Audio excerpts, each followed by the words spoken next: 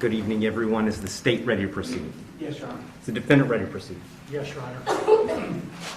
Sorry, it took me a little bit longer than anticipated, but there was a lot of information to consider. Let me just start by saying that as multiple people have observed, this is a particularly difficult case because there's really nothing that the court can do that's capable of fixing the harm that has been caused to the victims in this case. So that being said, I've got to start with the law. I'm bound by the law, and the law gives me a guideline for how to analyze an appropriate sentence in this case. So I want to start with the Camacho case. It's really the first thing I need to address is whether or not the court's going to depart from the minimum in this case, which is 222 months or approximately 18 and a half years in the Florida State Prison as a minimum. The Camacho case, as Mr. Fitzgibbons pointed out and argued, lays out really a three-factor test. Is there a valid legal basis for departure? Is there competent substantial evidence that the facts support an application? Or do the facts apply to the departure basis that is being asserted? To both of those questions, I answer those yes. There is a valid legal basis for departure, and there is competent substantial evidence that would support a departure. And really, I'd find that as to all of the departure bases argued, with the exception of the disparity argument. I'll just comment on that one for a moment. The defendant has argued that an available basis for departure is the disparity between the guidelines and the sentence that Mr. Barano got. I don't agree with that. I agree that disparity could potentially be an available legal basis for departure.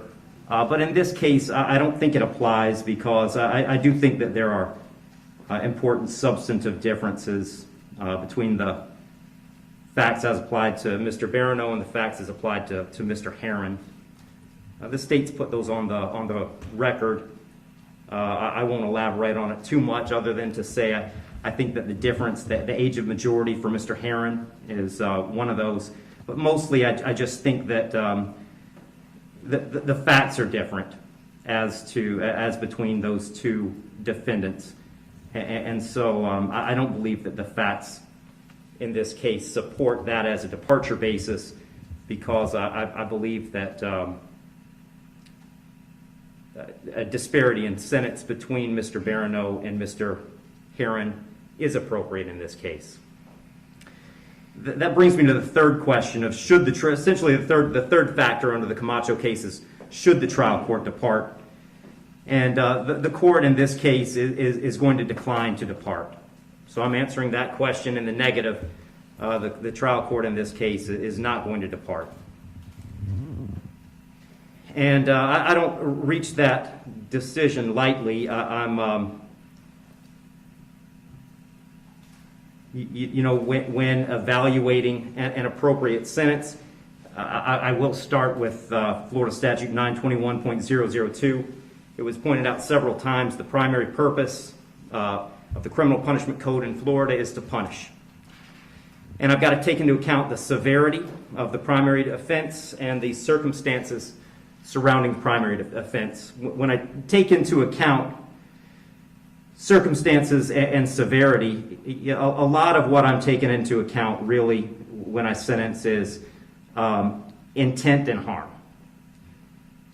And in this case, there wasn't any evidence, and nor does the court believe that there was any specific intent to do harm, in this case to the victims. But there was intent to drive at an egregious speed, 102 miles an hour, regardless of the consequences and regardless of of who that ended up harming. And then the second part of that, the second component, is the harm caused. And in this case, it's just impossible to have greater harm than the harm that occurred in this case, which was the loss of a mother, loss of a baby, and really the loss of a family as it existed when this occurred. I did consider, I also want to make a record, I did consider sentencing Mr. Heron as a youthful offender, but for the same reasons that I'm discussing, I didn't think sentencing him as a youthful offender was appropriate. I agree that youthful offender was something that the court could have done. I did consider it. I carefully considered it. But the court just found that due to the serious nature of these offenses, the extreme nature of the conduct, and again, the level of harm, that a youthful offender sentence was not appropriate.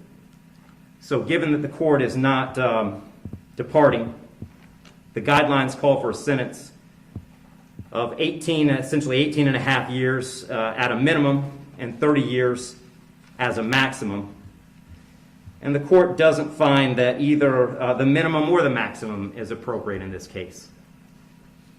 I've said it several times, that serious nature of the offense, egregious nature of the conduct, and mostly the harm that's been caused prevent me from putting this as a bottom of the guidelines minimum case. But the departure bases argued by the defendant did provide some reason not to put it at the top of the maximum. And specifically, the court did take into account that the defendant's 18, certainly responsible for his actions, and he's being held accountable for his actions. But the age of 18, the court finds is a mitigating factor and shouldn't put this at a maximum. Also, the complete lack of prior criminal history is something that the court considered as preventing this from being at the top. So having said all that, the court is going really toward the middle between the minimum under the guidelines and the maximum punishment permitted under Florida state law. So on count one, vehicular homicide, the court's going to adjudicate the defendant guilty, sentence him to 9 years in the Florida State Prison. On count two, same charge, court will adjudicate the defendant guilty, sentence him to 15 years Florida State Prison, and that'll run consecutive to count one, for a total 24 years Florida State Prison. Count three is a misdemeanor, unlawful racing on a highway, so the court will adjudicate the defendant guilty, sentence him to time served. Give credit for time served, I believe, 2 days. Court will impose mandatory court costs. Mr. Heron, you have given up the right to appeal the determination of your guilt or innocence. You do have 30 days to appeal the sentence of the court. And I'll direct the bailiffs to take Mr. Heron into custody.